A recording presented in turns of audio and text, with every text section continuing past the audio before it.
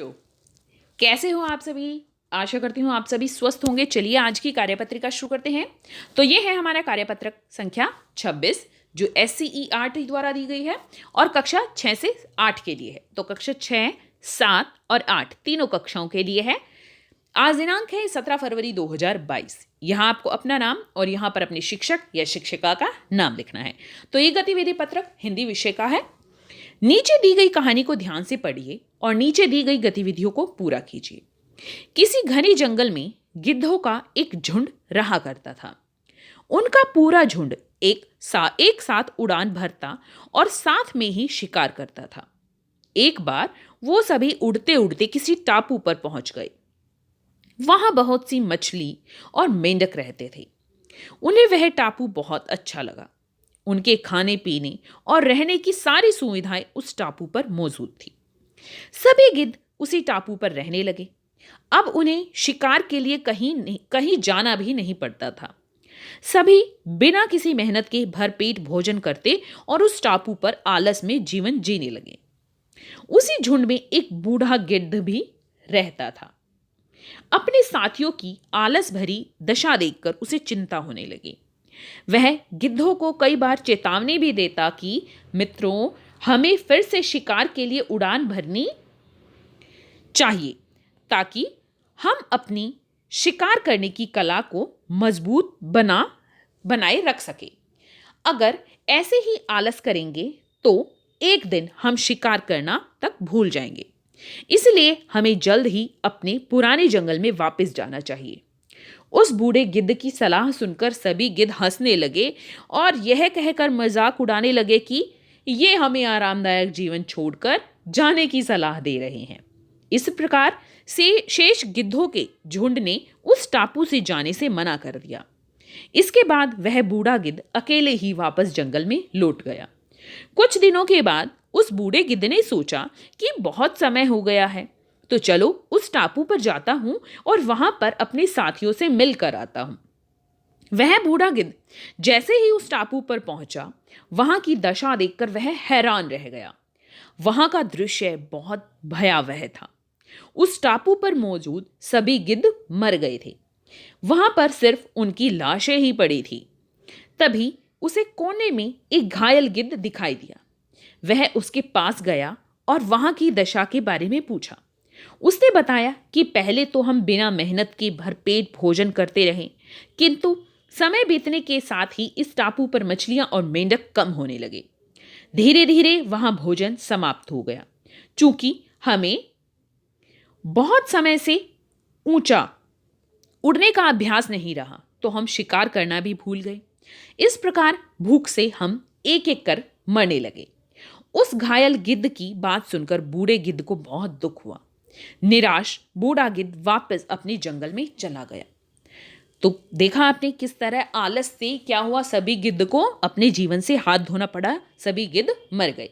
तो इसलिए हमें कभी भी मेहनत से जी नहीं चुराना चाहिए, आलस नहीं करना चाहिए। अब यहाँ पर प्रश्न 1 है, दी गई कहानी में जिन शब्दों को पढ़ने व समझने और अर्थ समझने में कठिनाई महसूस हुई, उनकी सूची बनाकर अपने घर के सदस्यों या अपने शिक्षक शिक्षिका से उन शब्दों के अर्थ और उच्चारण सीखिए तथा अभ्यास कीजिए। अब देखिए, ये आपको स्वयं करना है कि ये पूरी कहानी जब आपने पढ़ी तो किसी शब्द को पढ़ने या अर्थ समझने में अगर आपको कठिनाई महसूस हुई है तो मुझसे आप कमेंट सेक्शन में पूछ सकते हैं। जो भी शब्द है उसे लिखिए और उसका अर्थ और उसका जो उच्चारण है मैं आपको फिर से बताऊंगी। भाग 2, यदि आपको बूढ़े गिद्ध से कुछ सवाल पूछने होते तो आप क्या पूछते और बूढ़ा गिद्ध उन प्रश्नों के क्या उत्तर देता। कोई 3 सवाल बनाइए और उनका उत्तर भी लिखिए। तो देखिए, यहां पर पूछने आपको स्वयं है। मैं आपको 3 प्रश्न अपनी तरफ से बताती हूं कि मैं क्या पूछती। अगर आपको लगता है कि कोई और सवाल पूछने थे तो आप कोई और सवाल भी लिख सकते हैं। तो मैं अभी आपको सिर्फ बोल कर दिखाऊंगी, सभी प्रश्नों होने के बाद मैं आपको सभी प्रश्नों के लिखित में उत्तर दे दूंगी। तो पहला प्रश्न मैं पूछती कि आप टापू से वापस क्यों आए। बूढ़े गिद्ध से पहला सवाल पूछती, आप टापू से वापस क्यों आए।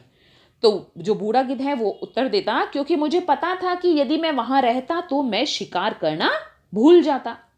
दूसरा प्रश्न मैं पूछती, अगर आपको जंगल में अपने साथियों की याद आई, कि क्या आपको जंगल में अपने साथियों की याद आई, तो उसका जवाब बूढ़ा गिद्ध क्या देता, हाँ तीसरा सवाल मैं पूछती, आपको टापू पर अपने साथियों की हालत देखकर कैसा लगा? तो बूढ़ा गिद्ध उसका जवाब देता, मुझे बहुत हैरानी हुई और मैं बहुत दुखी हो गया।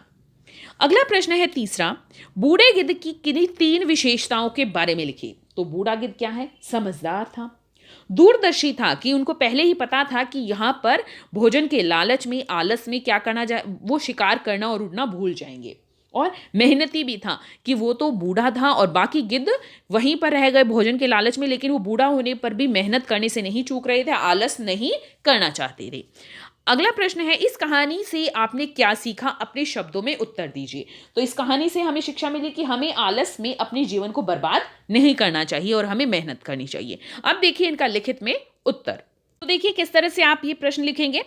आप टापू से वापस क्यों आई? उत्तर मिलेगा, क्योंकि मुझे पता था कि यदि मैं वहां रहता तो शिकार करना भूल जाता।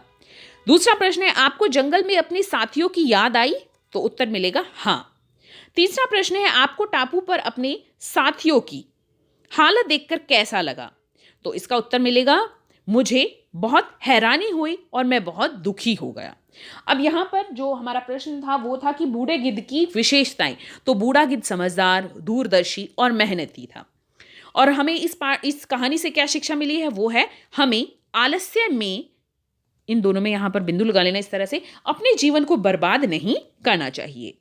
आगे देखते हैं। इस तरह से जो लिखित रूप में मैंने आपको उत्तर दिए हैं, आप वही उत्तर भी लिख सकते हैं और अपने पास से भी थोड़े से बहुत कुछ एक्स्ट्रा ऐड कर सकते हैं, कुछ और उत्तर भी बना सकते हैं। आज का कोविड का मैसेज है कि जब भी हम घर से बाहर जाएं, हमें शारीरिक दूरी का पालन करना चाहिए। तो मुझे कमेंट सेक्शन में आप बताइए कि बूढ़े गिद्ध की 3 विशेषताओं के बारे में, जो मैंने आपको 3 विशेषताएं बताई हैं, उनके अलावा आपको बूढ़े गिद्ध में कौन सी विशेषताएं नजर आई। अगर आपको वीडियो पसंद आई है तो लाइक कर दीजिए, अपने फ्रेंड्स के साथ शेयर कीजिए और चैनल को सब्सक्राइब कर लीजिए ताकि आगे आने वाली वर्कशीट आपके मिस ना हो। फिर मिलते हैं एक नई वर्कशीट के साथ, तब तक के लिए अपना ध्यान रखना। धन्यवाद।